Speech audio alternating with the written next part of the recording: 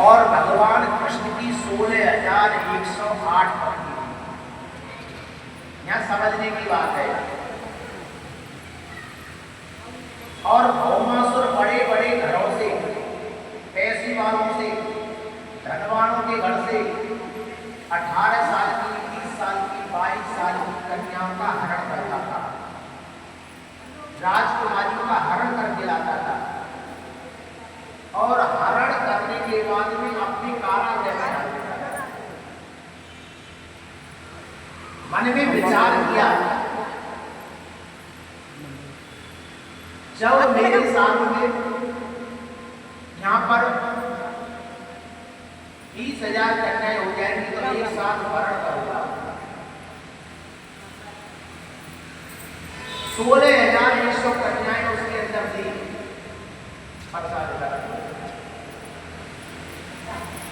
बड़े बड़े घरों से लाता था। भगवान को उसकी सूचना मिल गई। देवताओं की माता आदिति के कुंडल चुराए, वरुण देवता का छत्र चुराया। आज भगवान रथ पर बैठकर द्वारका से भौमासुर के यहाँ चलने लगे तो सामने से सत्यभामा आ गई। कहाँ जा रहे हो? वहीं जा रहे हो। कहीं तो जा रहे होंगे। आज सत्यभामा को मेरे प्रभु ने बता दिया। सत्यभामा ने वचन दिया था द्वारका की कृष्ण से, तो मेरे पुत्र को कभी मारोगे नहीं। उधर भगवान सत्यभामा को रथ पर बैठा कर चले लगे और भौमासुर के द्वारा भगवान के साथ में भगवान के साथ में विचित्र युद्ध हुआ। सत्यभामा कहने लगी, प्रभु क्यों नाटक कर रहे हो? इस दैत्य को मारकर क्यों नहीं गिरा देना? भगवान ने कहा कि यही तो मैं सुनना चाहता हूँ। एक दूसरा बाण जैसे छुड़ा तो भौमासुर का कल्याण कर दिया। सत्यभामा ने वचन लिया था कि तुम मेरे पुत्र को कभी मारोगे नहीं, और सत्यभामा के कहने पर तुरंत उस भौमासुर दैत्य का कल्याण कर दिया, मार दिया। भौमासुर के कारागृह में जैसे मेरे प्रभु ने प्रवेश किया, उसमें 16,100 कन्याएं, जिनकी उम्र 18 साल की, 20 साल की, 22 साल की, बड़े बड़े घरों की राजकुमारी का हरण करके लाता था, चोरी करके लाता था, अपने जेल के अंदर कारागृह के अंदर डाल दिया। उन राजकुमारियों की दृष्टि मेरे गोविंद की ओर गई, गोविंद की दृष्टि उन राजकुमारियों की ओर गई। देखते ही गोविंद के नेत्रों में आंसू धारा बहे। उन राजकुमारियों ने मन में विचार किया, अब हमें कोई भी पुरुष हमें से शादी नहीं करेगा, क्योंकि हम पराये ब्रजराज भौमासुर की कारागृह में बंदी रह चुके हैं। और पिता के यहाँ की कन्या कितने समय तक रह सकती है? पिता को एक नए शादी करना पड़ता है। अब पिताजी हमारे शादी भी नहीं कर सकते। अब तो हमारे पास में दो ही रास्ते हैं, या तो द्वारकाधीश कृष्ण ही हमें अपनाएं, और नहीं तो हम अपने लीला को समाप्त करें। भगवान सबके हृदय की भावनाओं को जानने वाले हैं। मेरे प्रभु ने कारागृह के अंदर जितने भी राजकुमारियों को बंदी गृह से मुक्त किया, आज मेरे प्रभु ने उनकी भावनाओं को विचारते हुए एक ही मुहूर्त में, एक ही घड़ी में 16,100 कन्याओं को वरण किया। अगर ऐसा नहीं करते तो कुछ राजकुमारी तो कुएं में गिरकर मरती, कुछ राजकुमारी आत्महत्या करती, कुछ राजकुमारी दूसरे रास्ते पर निकल जाती, जाके बड़ा सरकर संतान पैदा होती। बेटा कोई जाति का, माता जी कोई जाति की, लड़की की कोई जाति का पता नहीं, किसी का पता नहीं। इसलिए मेरे प्रभु ने एक ही मुहूर्त में 16,100 कन्याओं को वरण किया, और उन कन्याओं को साथ में लेकर मेरे प्रभु पहुंच गए द्वारका। और द्वारकाधीश भगवान की कितने हो गए भगवान के द्वार?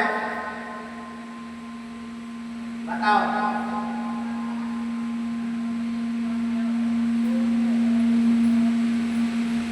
भगवान के विवाह कितने हुए? 16,108। इसका मतलब क्या है? ध्यान दीजिए, वेद में 3 कांड हैं। ज्ञान कांड में 4,000 मंत्र हैं। कर्म कांड में 80,000 मंत्र हैं। उपासना कांड में 16,000 मंत्र हैं। 16,000 मंत्र ही भगवान की पूजा है। ये भगवान की पत्नियां हैं। 16,000 उपासना के मंत्र ही भगवान की पत्नियां हैं। 100 प्रकार के उपनिषद जिसमें कृष्ण भक्ति का प्रतिपादन किया है। 100 प्रकार, जिसमें 8 प्रकार की जो प्रकृति है, पृथ्वी, जल, अग्नि, वायु, आकाश, मन, बुद्धि और अहंकार।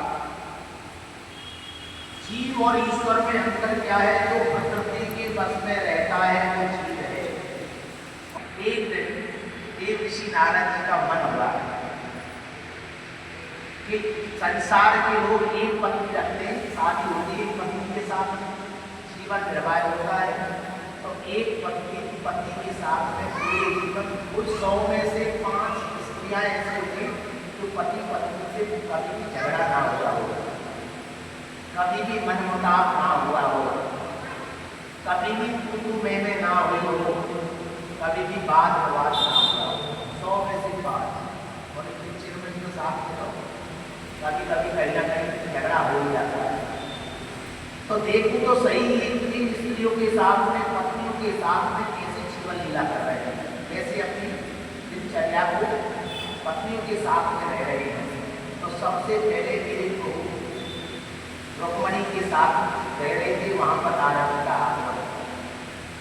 नारद जी ने देखा द्वारकाधीश रुक्मणी के साथ में एक आसन पर बैठकर भगवान के भजन कर रहे हैं, पूजा चल रही। नारद जी के आने की सूचना मिलते ही खड़े होकर सम्मान किया, जलपान आदि कराया, लड्डू आदि भोजन कराया। नारद जी वहां से निकल कर गए, दूसरे संत बाबा के साथ में वहां पर पहुंचे तो संत बाबा के साथ में भगवान चौपट हो गए। नारद जी के आगमन की खुशी में तुरंत खड़े होकर सम्मान किया, जलपान आदि कराया, तीसरी जामवंती के महल में पहुंच गए और बच्चों के साथ उसका उपदेश चल रहा था, सत्संग चल रहा था। नारद जी का वहां भी सम्मान किया, वहां भी जलपान आदि में उठाकर चलिए आगे चले पहुंचे तो आदि के महल में चलना चाहिए। वहां जाकर देखा तो बच्चों को विद्या पढ़ा रहे थे, ज्ञान सिखा रहे थे, सत्संग की चर्चाएं चल रही थी। अब नारद जी ने एक एक करके सबके पैरों में प्रवेश किया। भगवान द्वारकाधीश सब रानियों के साथ में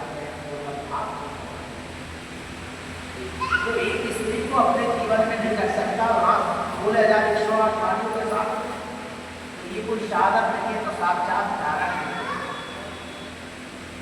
करीबन शादी की हो गई 25 साल और घर में जितनी भी स्त्रियां हैं कभी ना कहीं कोई ना कोई तो ही जाती है। भगवान हो चाहे इंसान हो, लेकिन 16,108 रानी में सबसे ज्यादा जो रूठने की वो थी सत्यभामा। सत्यभामा के रूठने का 2 ही कारण थे।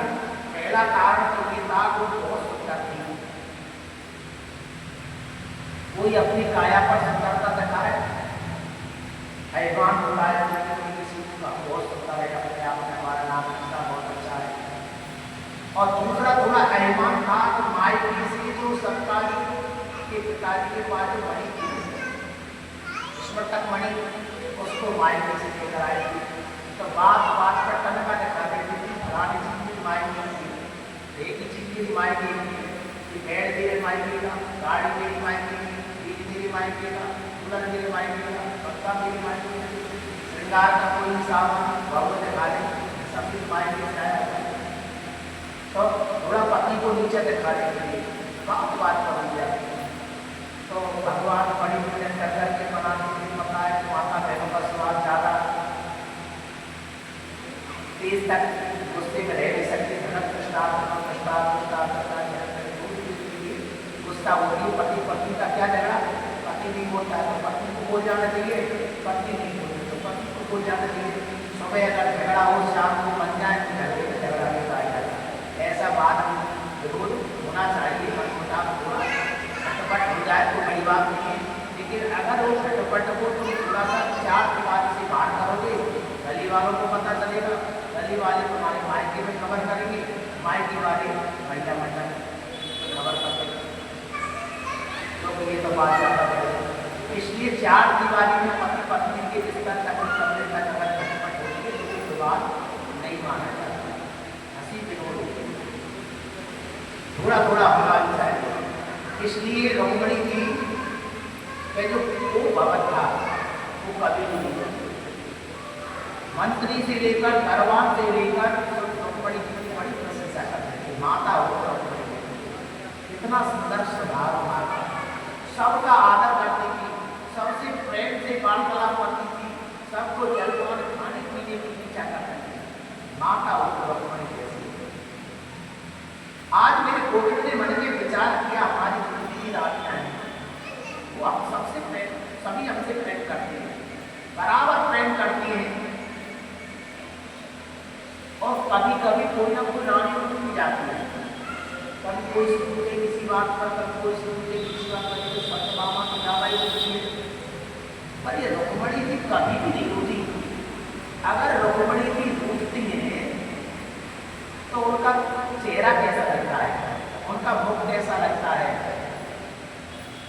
आज गोविंद के मन में खाने का ये बात दिमाग में आई, करीबन शादी की हो गई 25 साल, बराबर के बच्चे 5 की हो गए, 10-10 बच्चे हो गए, सभी रानियों के बराबर के बच्चे भी हो रहे, पर गोविंद की मन में इच्छा थी कि देश को सही नौकरी मिलती है तो कैसे लगती है।